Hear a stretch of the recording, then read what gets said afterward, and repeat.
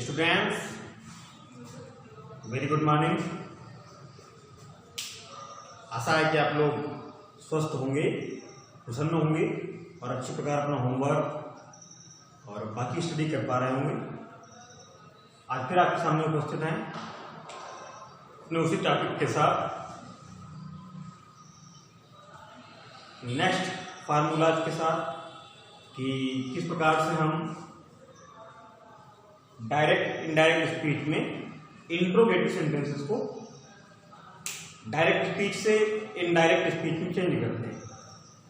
इससे पहले आप लोगों ने असर्टिव सेंटेंसेस को डायरेक्ट स्पीच से इनडायरेक्ट स्पीच में चेंज करना सीखा और आज हम सीखेंगे इंट्रोगेटिव सेंटेंसेस को डायरेक्ट स्पीच से इनडायरेक्ट स्पीच में चेंज करना। इससे पहले आप ये जान लें कि इंट्रोगेटिव सेंटेंसेस दो प्रकार के होते हैं। नंबर एक yes or no type sentences और नंबर दो WH टाइप सेंटेंसेस। तो जो yes or no type sentences होते हैं उनमें जो हेल्पिंग वर्ब होती है उससे सेंटेंस की शुरुआत होती है और यदि इसे हम हिंदी में कहें तो सेंटेंस की शुरुआत क्या से होती है। और जो सेकेंड टाइप इंट्रोगेटिव सेंटेंसेस होते हैं उनमें क्वेश्चन वर्ड वाक्य के अंदर होता है, रिपोर्टेड स्पीच के अंदर होता है और उसको हम सबसे पहले ले आते हैं जब उसे इंग्लिश में ट्रांसलेट करते हैं। तो दो प्रकार के इंट्रोगेटिव सेंटेंसेस होते हैं और इंट्रोगेटिव सेंटेंसेस को डायरेक्ट स्पीच से इनडायरेक्ट स्पीच में बदलने के लिए हमें निम्न बातों का ध्यान रखना होगा। नंबर एक रूल फर्स्ट आपके सामने आप लिख रहे हैं, said to को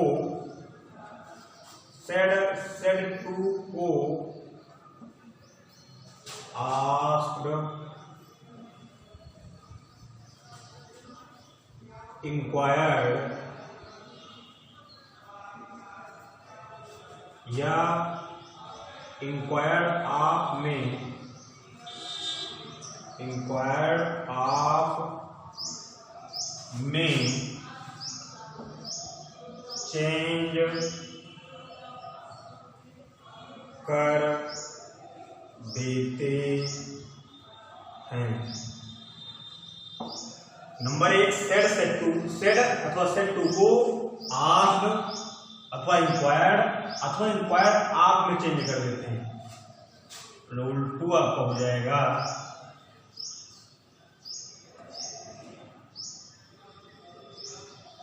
कंजक्शन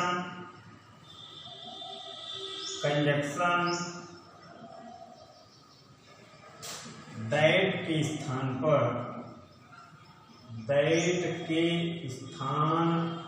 पर हम इफ या वेदर का प्रयोग करते हैं। इफ या वेदर का प्रयोग करते हैं। आपको याद रखना है यदि हम आज का प्रयोग कर रहे हैं तो आज के साथ कॉम्बिनेशन होता है इसका, तो हमें आज के साथ कंजक्शन लगाना होगा इफ। और यदि इंक्वायर्ड तो इंक्वायर्ड आप का प्रयोग कर रहे हैं तो हमें उसके साथ लगाना होगा वेदर। इस बात को आप ध्यान रखेंगे। रूल 3 आपको हो जाता है रिपोर्टेड स्पीच में दिए गए इंट्रोगेटिव सेंटेंस को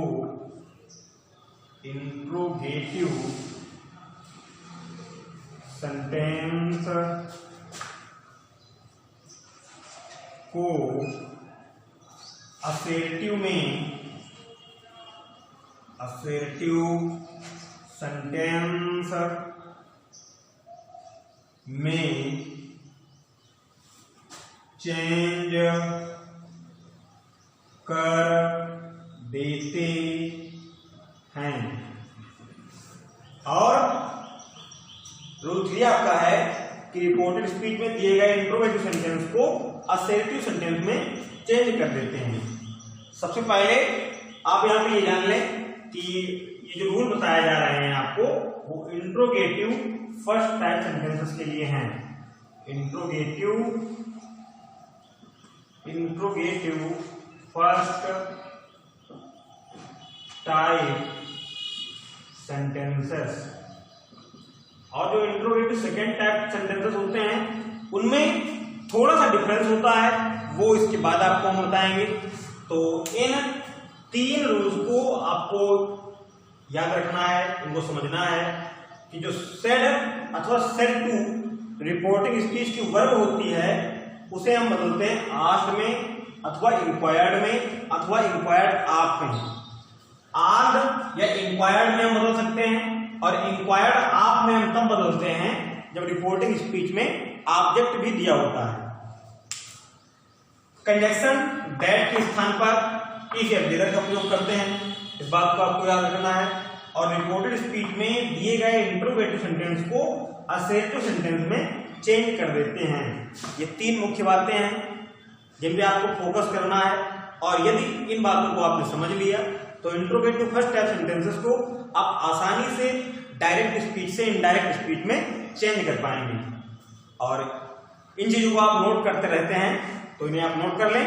और अब आप देखेंगे कि किस प्रकार से हम सेंटेंसेस को, इंट्रोगेटिव फर्स्ट टाइप सेंटेंसेस को डायरेक्ट स्पीच से इनडायरेक्ट स्पीच में चेंज करते हैं। और एक चीज जो बाकी रूल्स आपको समझाए गए हैं कि प्रोनाउन में परिवर्तन कैसे होता है, वो जैसे पहले बताया गया वैसे ही होगा। और जो निकटता सूचक शब्द होते हैं उनमें परिवर्तन जो होता है वो पहले के अनुसार होता रहेगा। सारे रूल जो पहले आपको समझाए गए वो निरंतर इस पे लागू रहेंगे, लेकिन जो नए रूल आपको बताए गए हैं ये आपको फॉलो करने हैं इंट्रोगेटिव सेंटेंसेस में। और अब आप देखेंगे एग्जांपल्स के माध्यम से किस प्रकार से हम इंट्रोगेटिव फर्स्ट टाइप सेंटेंसेस को डायरेक्ट स्पीच से इनडायरेक्ट स्पीच में चेंज करेंगे। सबसे पहले आपके सामने उदाहरण लिख रहे हैं, एग्जांपल नंबर 1। एग्जांपल नंबर 1 आपके सामने लिख रहे हैं, Rahul said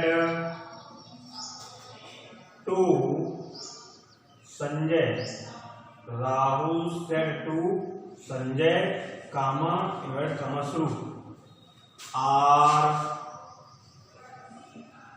you learning, are you learning your lesson, question mark invert comma बंद। ये सेंटेंस आपका डायरेक्ट स्पीच में है और आपसे कहा जा रहा है कि आप चेंज करिए इनडायरेक्ट स्पीच में।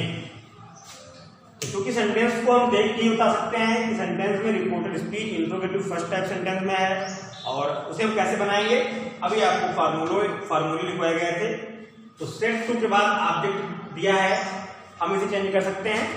आज में क्या हो जाएगा, Rahul asked Sanjay, Rahul asked Sanjay, comma invert comma को हटा देंगे, आज के साथ इसका प्रयोग करेंगे इफ। अब आप यहाँ पे देखें कि ये सेंटेंस प्रेजेंट कंटिन्यूअस में है, रिपोर्टेड स्पीच माने सेंटेंस की रिपोर्टेड स्पीच प्रेजेंट कंटिन्यूअस में है और इंट्रोगेटिव है फर्स्ट टाइप।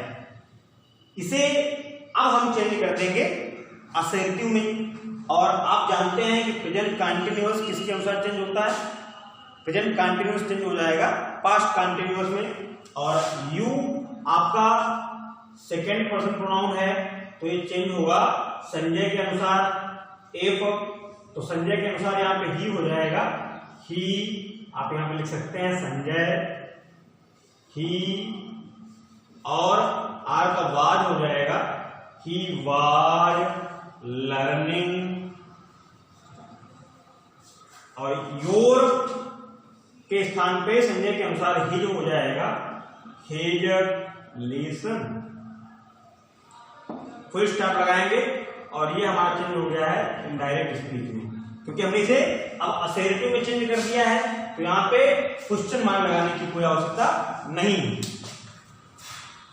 एक चीज और आप समझ लें कि commonly interrogative first type sentence में आस्क्ड का प्रयोग हम वहां पे करते हैं जहां पे कोई विकल्प ना दिया हो, और इंक्वायर्ड या इंक्वायर्ड आस्क्ड का प्रयोग हम वहां पे करते हैं जहां पे कोई विकल्प दिया हो। कैसे? यहां पे समझिए एग्जांपल नंबर 2 में, एग्जांपल नंबर 2 लिखा है Ragini said to her servant, Ragini said to her servant, comma inverted comma शुरू, will you come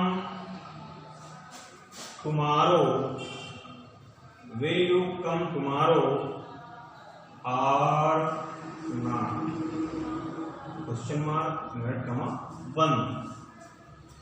स्टूडेंट्स यहां पे दूसरा सेंटेंस हमने लिखा है, इसमें लिखा हुआ है Ragini said to her servant, Ragini ने अपने नौकर से कहा विल यू कम टुमारो, कल तुम आओगे, और नॉट अथवा नहीं आओगे। तो यहाँ पे आप देख सकते हैं कि विकल्प दर्शाया जा रहा है, विकल्प की बात की जा रही है, आओगे कि नहीं आओगे। तो जिस सेंटेंस में विकल्प दर्शाया जा रहा हो और सेड के बाद जो है ऑब्जेक्ट भी दिया हो, तो वहां पे हमें इंक्वायर्ड आप का प्रयोग करना चाहिए, और इंक्वायर्ड आप का जब प्रयोग हम करेंगे तो उसका कॉम्बिनेशन होता है वेदर, तो कंजक्शन हम लगाएंगे वेदर। सेंटेंस क्या बन जाएगा, Ragini inquired of her servant, Ragini inquired of her servant, comma invert comma हटा देंगे, वेदर का प्रयोग करेंगे, वेदर। अब एक बात यहाँ पे आप समझ लें कि सर्वेंट ये नहीं बताया गया है कि मेल है कि फीमेल है, तो अपनी समझ के हिसाब से आप यहाँ पे सर्वेंट मेल भी हो सकता है, फीमेल भी हो सकता है, तो यहाँ पे आप ही अथवा सी दोनों का प्रयोग कर सकते हैं। तो हम यहाँ पे सी का प्रयोग कर रहे हैं, Ragini inquire of her servant whether. अब जब ये असर्टिव में चेंज होगा तो विल का वुड हो जाएगा, और यहाँ पे यू सेकंड पर्सन प्रोनाउन है, चेंज होगा सर्वेंट के अनुसार, वेदर सी हो जाएगा, यहाँ पे सी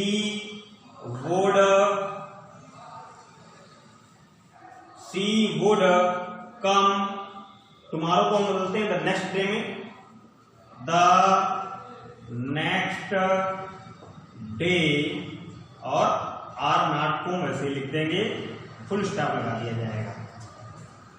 तो एग्जाम्पल नंबर 2 में आपने देखा कि किस प्रकार से हम इंक्वायर्ड आपके साथ वेदर का प्रयोग करेंगे। और एक चीज अब आप ये इस बात को ध्यान रखेंगे कि इंक्वायर्ड आप का प्रयोग हमें तब करना है जब रिपोर्टिंग स्पीच में सेड के बाद कोई ऑब्जेक्ट भी हो, और यदि सेड के बाद कोई ऑब्जेक्ट नहीं है तो हमें केवल इंक्वायर्ड का प्रयोग करना है। किस प्रकार से आप एग्जाम्पल नंबर 3 में देखें, जैसे my grandfather said, my grandfather said, comma invert comma शुरू,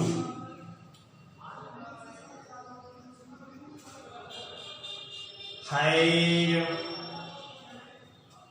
Ravi gone to Kanpur or not. तो स्टूडेंट्स तीसरे सेंटेंस में लिखा हुआ है my grandfather said has Ravi gone to Kanpur or not, मेरे दादाजी ने कहा क्या रवि कानपुर चला गया है अथवा नहीं। तो यहाँ पे आप देखें इस सेट के बाद कोई ऑब्जेक्ट नहीं जुड़ा हुआ है, तो हमें इसे केवल इंक्वायर्ड में बदलना है, क्योंकि यहाँ पे विकल्प दर्शाया जा रहा है। आगना सेंटेंस बन जाएगा माई ग्रैंडफादर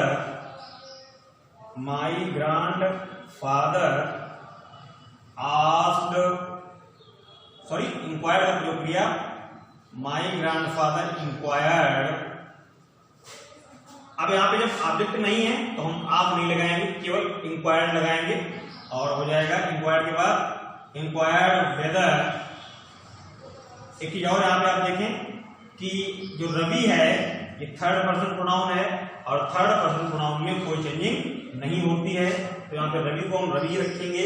माई grandfather inquired whether Ravi, present perfect tense में है, वाज रिपोर्टेड स्पीच, तो चेंज होके ये हो जाएगी पास्ट परफेक्ट में। My grandfather inquired whether Ravi had gone to Kanpur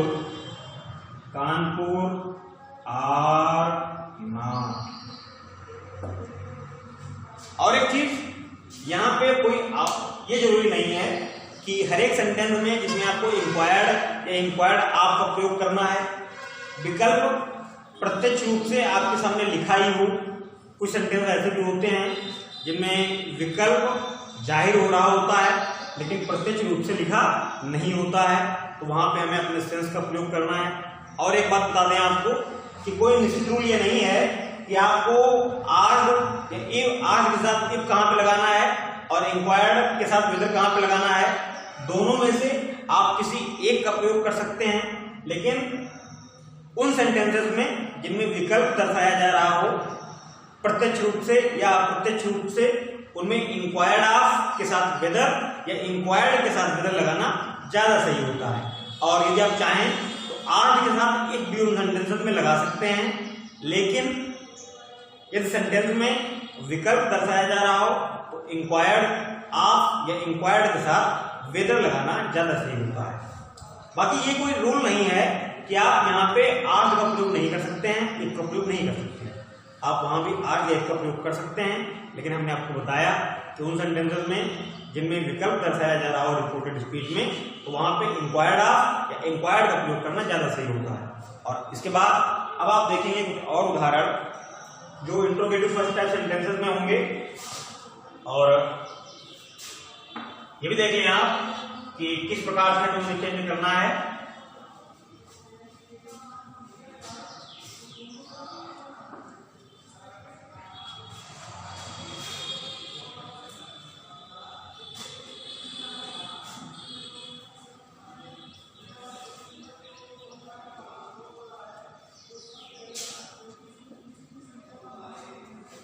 अब आप देखिए एग्जाम्पल नंबर 4 लिखा हुआ है, my class teacher said to the students, my class teacher said to the students, comma invert comma शुरू।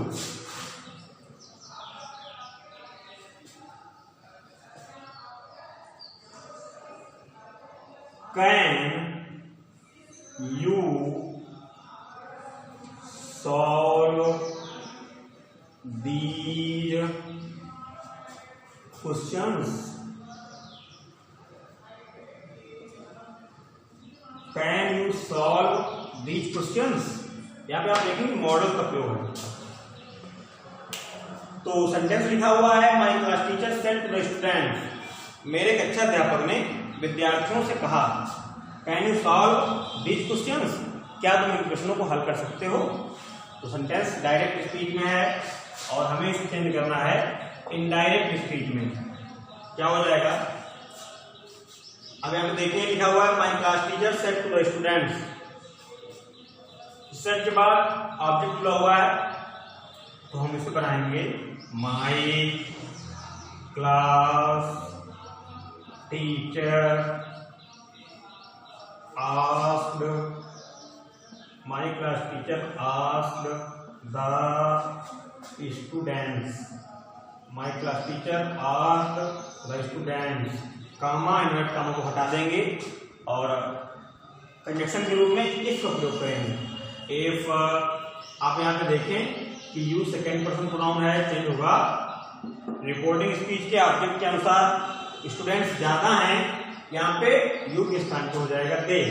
इफ दे और कैन को हम चेंज करते हैं कुड में, आप जानते हैं। If they could solve, these का हो जाएगा दोज क्वेश्चंस। ये हमारा चेंज हो गया indirect speaking.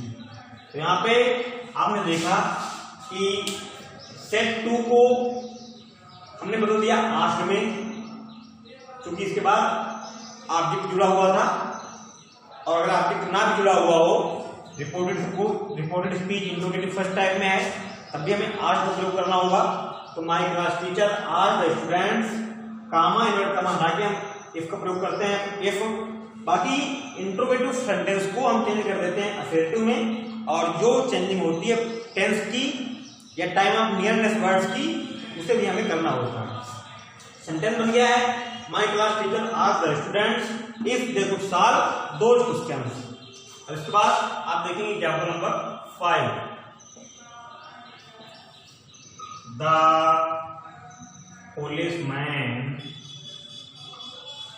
The policeman said to the guilty. The policeman said to the guilty, comma, not comma शुरू।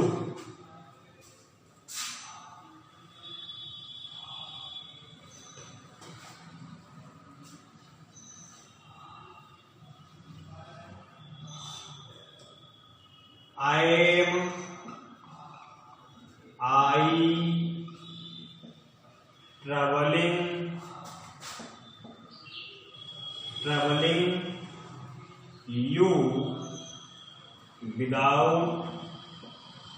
without any reason।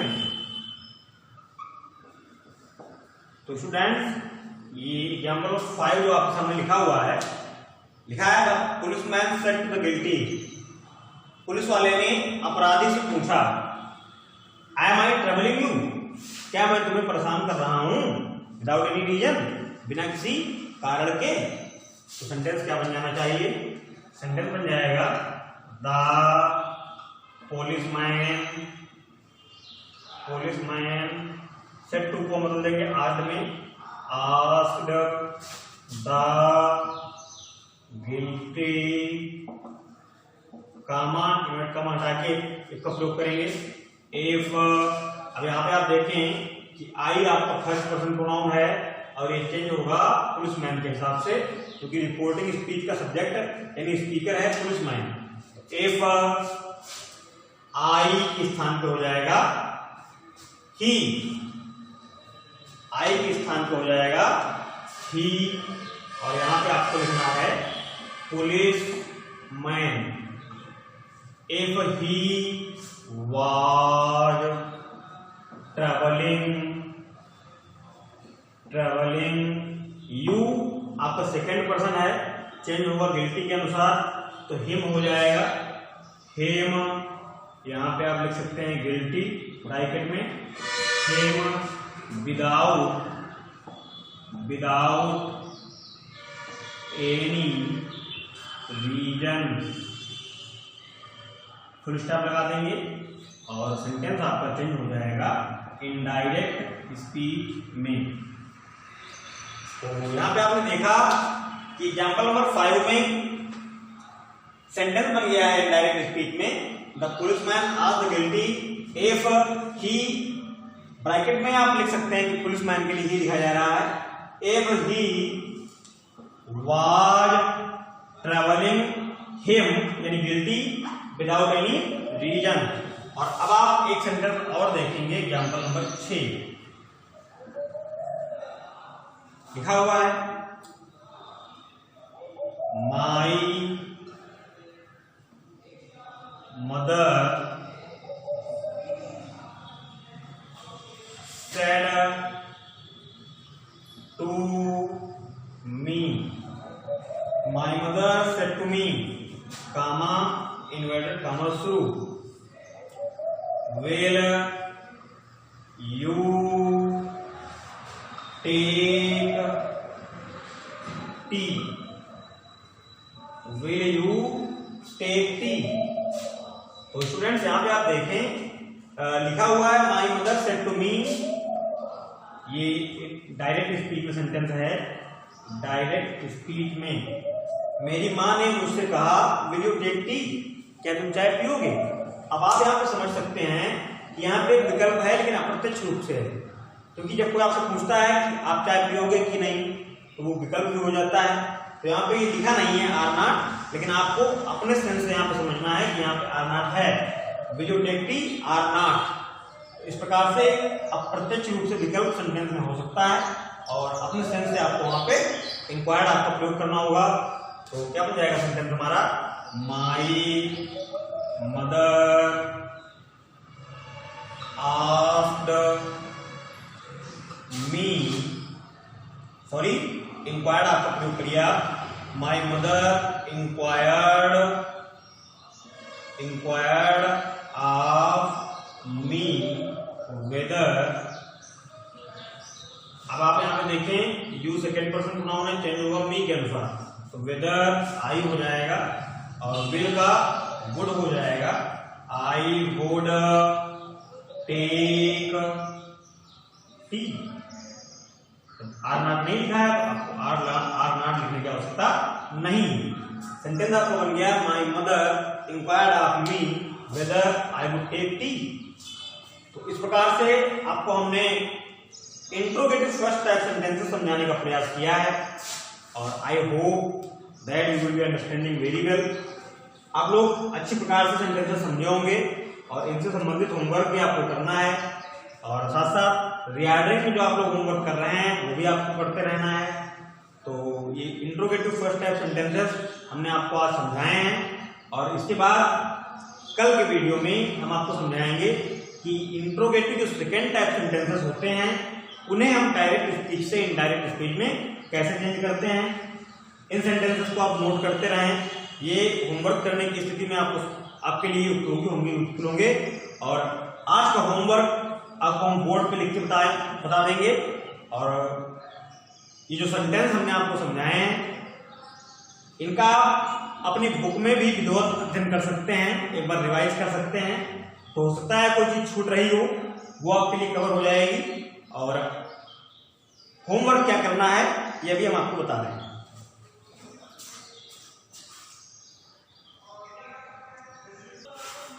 तो स्टूडेंट्स होमवर्क हमने आपके बोर्ड पे लिख दिया है। रीऑर्डरिंग में आपको पेज नंबर 32 पे एक्सरसाइज करनी है 2010-2011 और उसके बाद डायरेक्ट इनडायरेक्ट स्पीच में पेज नंबर 170 पे आपको करनी है एक्सरसाइज 19.5 और लर्न करने के लिए हमने नीचे लिखा है आपको डेफिनेशंस रिवीजन करनी है वर्ब एंड एडजेक्टिव की। तो आज का होमवर्क बोर्ड पे आपके सामने लिख दिया गया है, आप लोग इसे नोट कर लें और जो कल आपको हम पढ़ाएंगे इंट्रोगेटिव सेकेंड टाइप सेंटेंसेस के बारे में, उसके रूल्स आपको कल के वीडियो में मिलेंगे। फिलहाल आज की वीडियो में बस इतना ही और तब तक के लिए आप लोगों को ढेर सारी शुभकामनाएं। Till then bye bye.